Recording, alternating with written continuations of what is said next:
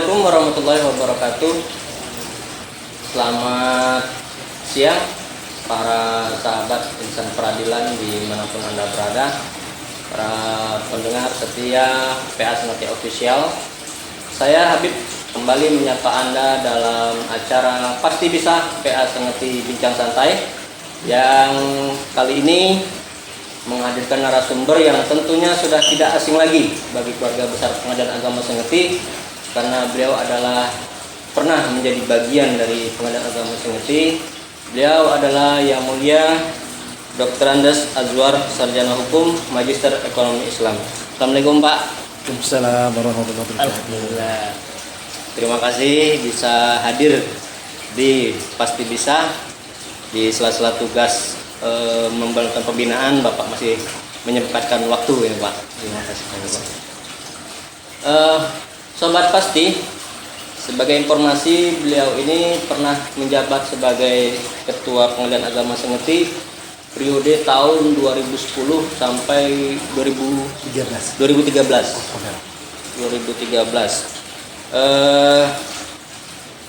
Namun ada baiknya, karena kan penonton kita nih Pak bukan PA Sengeti saja, tapi kan ini nanti netizen kan ya, tentunya sudah insya Allah nasional kan. Mungkin ada baiknya akan saya bacakan kurikulum vitae dari Yang Mulia Dr. Andes Azwar SAMMI. Beliau dilahirkan di Tanjung Jabung Barat, tepatnya di Kota Kuala Tungkal pada 11 Desember 1963, dan pernah mengenyam pendidikan di Madrasah Ibtidaiyah Kuala Tungkal tahun 1976, MTSN Kuala Tungkal tahun 1980, Madrasah Aliyah Negeri Kuala Tungkal tahun 1983, D3 YN STS Jambi tahun 1986, S1 YN STS Jambi tahun 1989, S1 Universitas Muhammadiyah Sumatera Utara tahun 1998, dan S2 di YN STS Jambi tahun 2010. Riwayat pekerjaan Yang Mulia mengawali karir sebagai CPNS di PA Gunung Sitoli tahun 1991, kemudian PNS juga di Gunung Sitoli tahun 1992, pernah menjadi wakil sekretaris di Gunung Sitoli tahun 1993, kemudian menjadi panitera pengganti di PA Medan tahun 1994, dan kembali jadi wakil sekretaris PA Medan tahun 1996. Bapak Azwar mengawali karir sebagai hakim itu di PA Stabat tahun 1999, kemudian di Muara Bulian tahun 2001 ya Pak? Ya. 2001, kemudian menjadi wakil ketua PA Muara Tebo tahun 2003, dan naik menjadi ketua PA Muara Tebo tahun 2005. Kemudian tahun 2010 menjadi ketua Pengadilan Agama Sengeti sampai tahun 2013 Yang Mulia melanjutkan karirnya menjadi hakim di PA Jakarta Barat, kemudian ke PA Bukit Tinggi sebagai wakil ketua tahun 2016, kemudian ke PA Cibadak tahun 2017 sebagai wakil ketua, kemudian ke Jakarta Timur dan ke Bogor, dan akhirnya saat ini menjadi Hakim Tinggi Pengadilan Tinggi Agama Jambi tahun 2021. Wah, tentunya ini sudah cukup malang buana, Pak. Baik,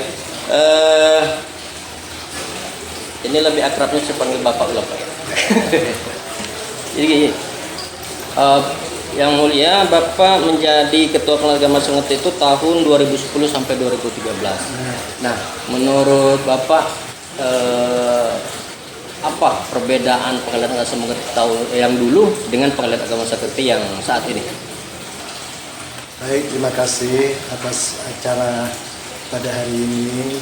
Saya diberi kesempatan untuk berdialog tentang sebagai seorang mantan Ketua Pengadilan Agama Sengeti periode 2010-2013. Ketika saya setelah 5 tahun menjadi Ketua Pengadilan Agama Tebo, saya dimutasi pada bulan Oktober tahun 2010 ke Pengadilan Agama Sengeti.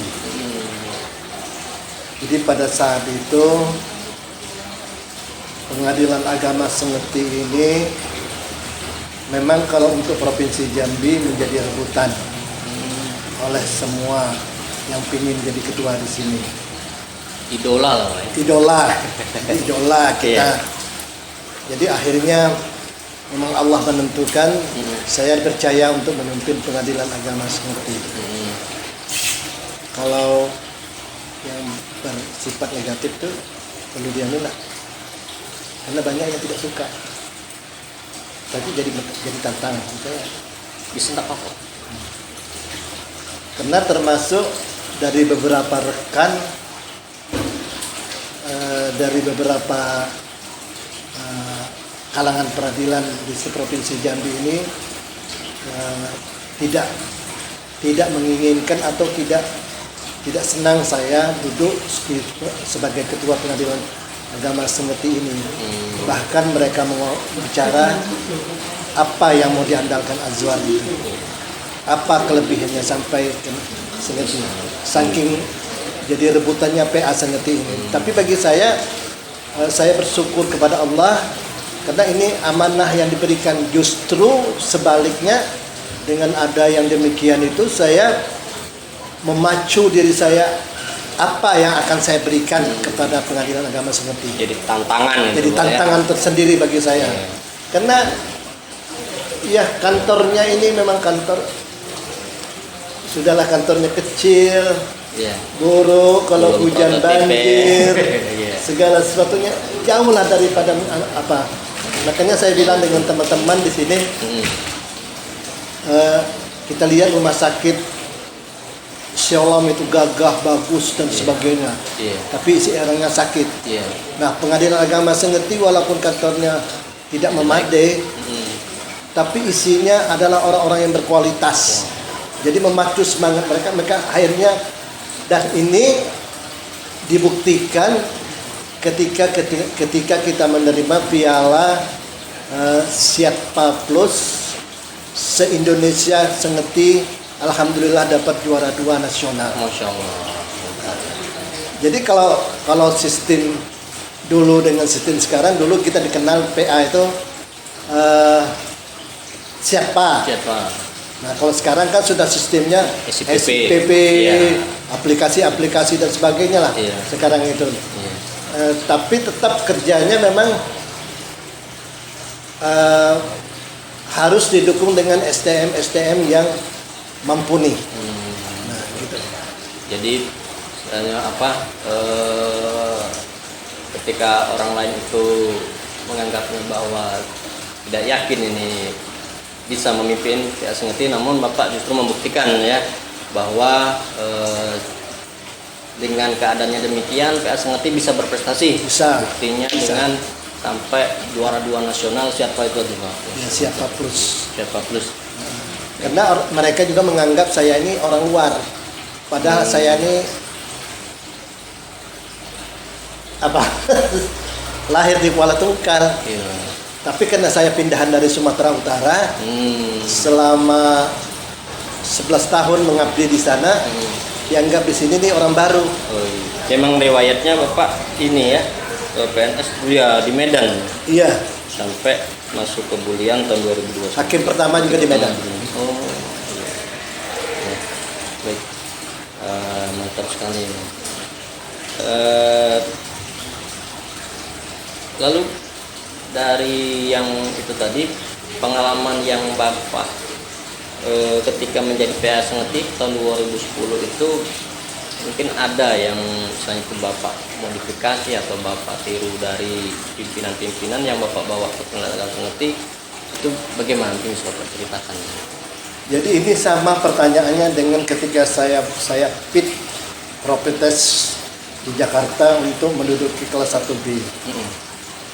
Andai kata saudara dipercayakan untuk jadi sebagai ketua, apa yang Anda akan lakukan PA itu untuk membawa mereka maju?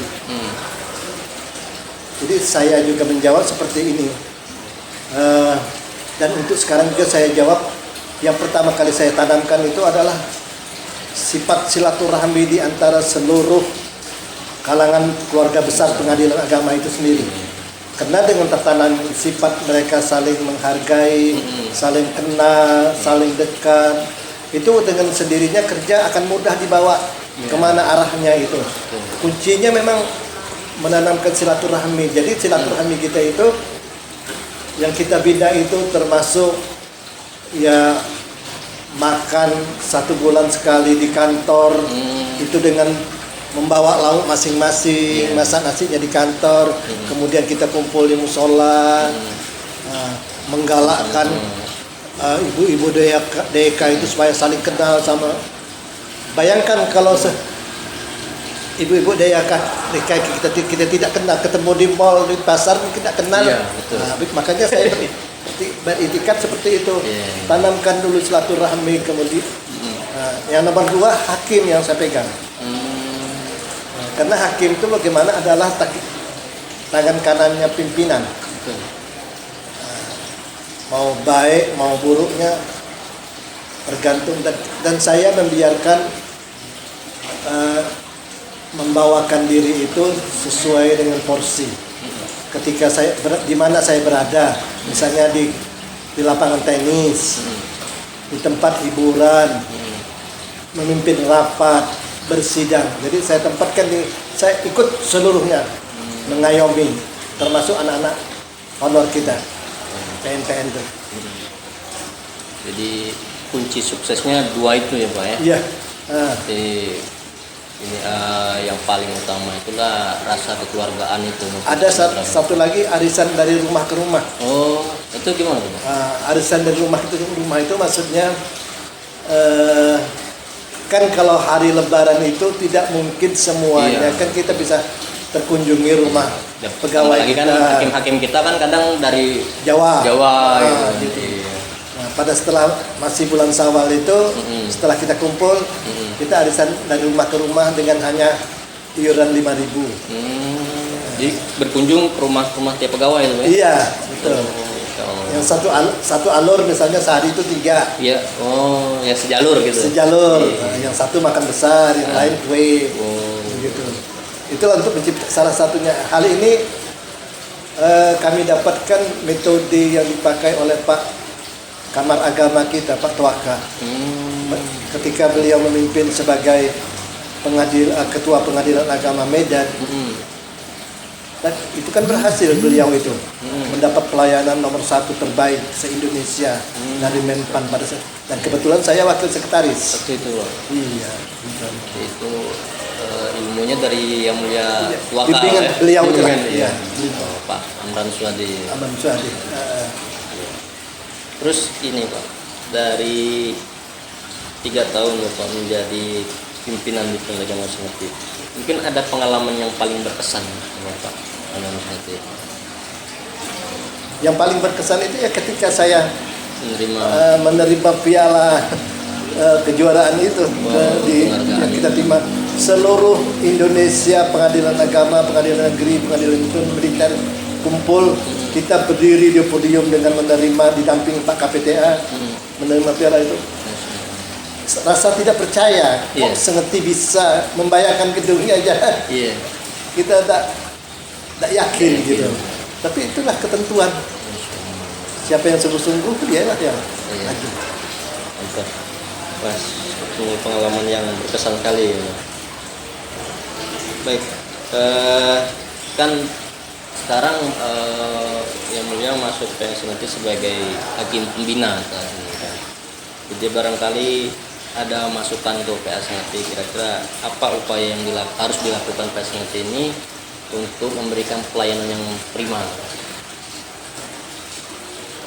Mahkamah Agung khususnya Badilak kan sekarang lagi menggiatkan itu bagaimana pengadilan itu memberikan pelayanan prima yang terbaik ke seluruh masyarakat.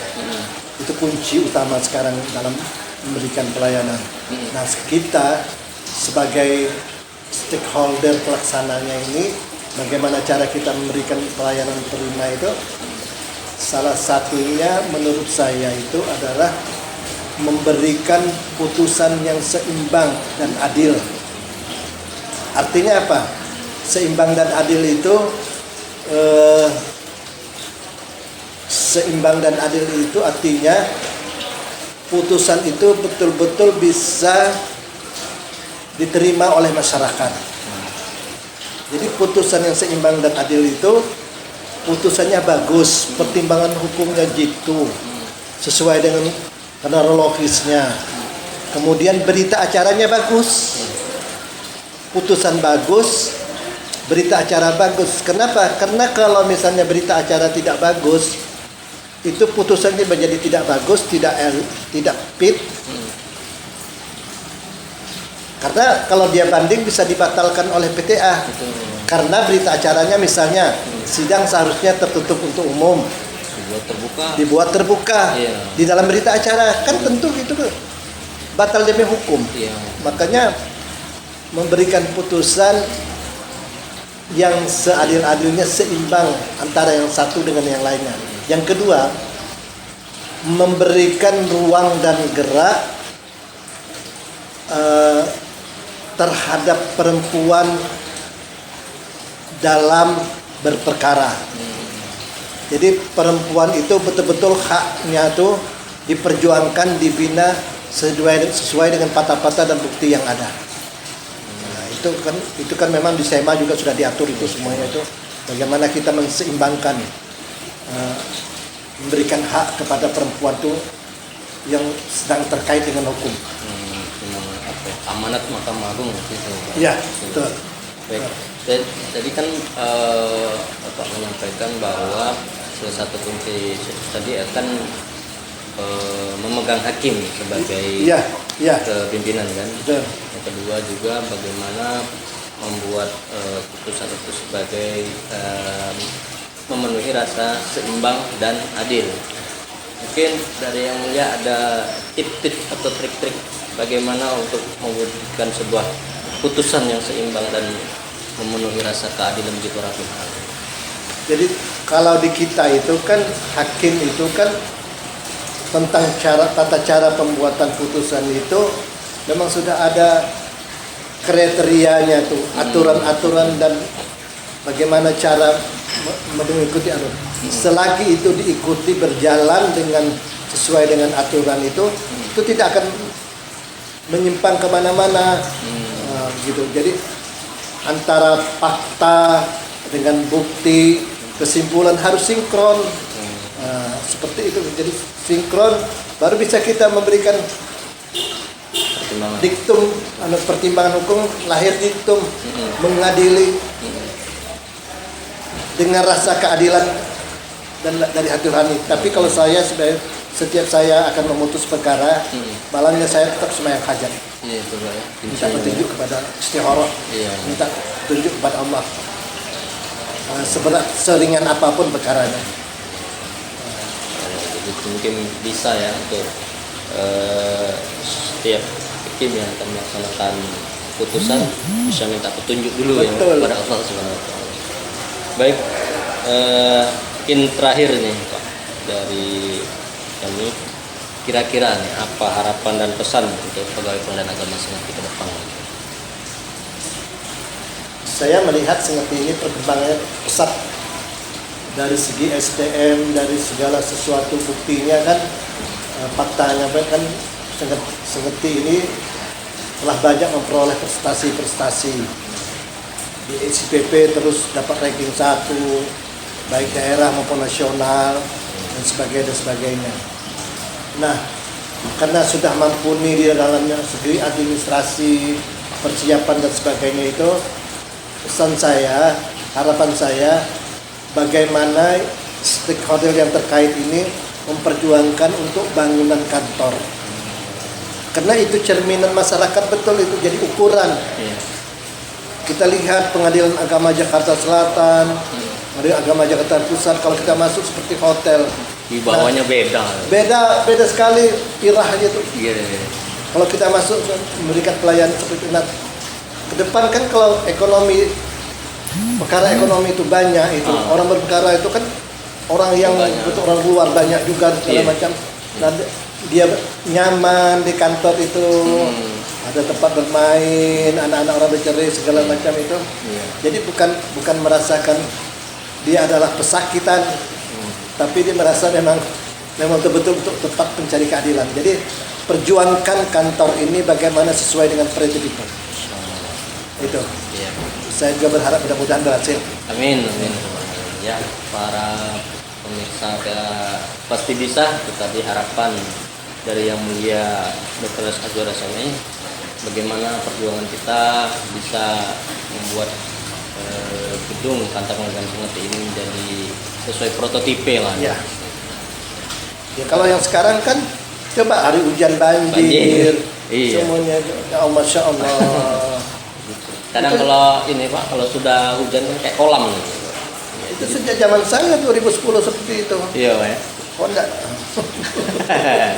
Ya, mudah-mudahan dengan ya pimpinan sekarang bisa diajukan lagi lah. Iya, insya Allah. Ya, kami juga saya tetap minta bantuan dari Yang Mulia supaya bagaimana bisa minimal dibimbing untuk pengadilan agama Saketi lebih baik. Ya, para sahabat pasti bisa. Sebenarnya masih banyak yang ingin kita bincangkan dengan Yang Mulia Dr. Andes Azwar, namun karena durasi waktu yang membatasi, saya selaku host pada hari ini mohon maaf apabila ada kesalahan, dan sekali lagi kami ucapkan terima kasih Sama. atas kehadiran Yang Mulia Dr. Andes Azwar, Sarjana Hukum Majelis Ulama Islam. Semoga Yang Mulia senantiasa sehat, baik keluarga, dan bisa beraktivitas, dan tentunya tidak bosan untuk memberikan pembinaan dan pengawasan kepada pengadilan agama Sungai, karena beliau adalah sebagai hakim tinggi pengawas dan pembina di pengadilan Sungai. Saya selaku host mohon maaf, dan jangan lupa like, comment, dan subscribe PA Sungai Official. Assalamualaikum warahmatullahi wabarakatuh. Dalam